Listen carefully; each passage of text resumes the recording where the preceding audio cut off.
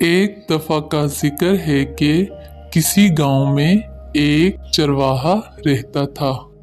وہ ہر روز اپنی بکریاں چرانے جنگل میں لے جایا کرتا تھا۔ ایک دن اسے شرارت سوجی اور وہ زور زور سے چیخنے لگا، شیر آ گیا، شیر آ گیا، میری مدد کرو۔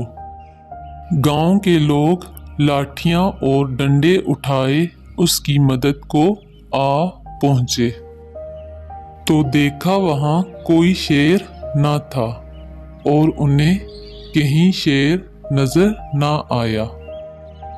لڑکا ہنس کر کہنے لگا، میں تو مذاق کر رہا تھا۔ سب لوگ واپس چلے گئے۔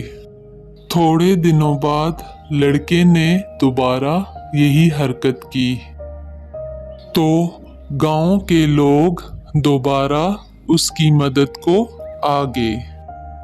انہیں یہ جان کر غصہ آیا کہ لڑکے نے آج بھی مذاق کیا ہے۔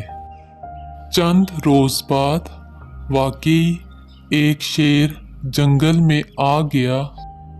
لڑکا مدد کے لیے بلاتا رہا لیکن گاؤں کا کوئی شخص اس کی مدد کو نہ پہنچا۔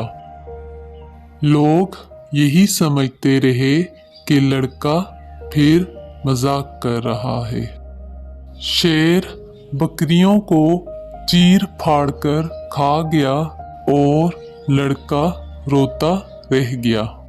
یوں چرواہے نے اپنے جھوٹ کی وجہ سے نقصان اٹھایا۔ نتیجہ، جھوٹ بولنا بری عادت ہے۔ جھوٹ کا انجام برا ہوتا ہے۔ جھوٹ کی سزا ملتی ہے۔ جھوٹ باعث ندامت ہے۔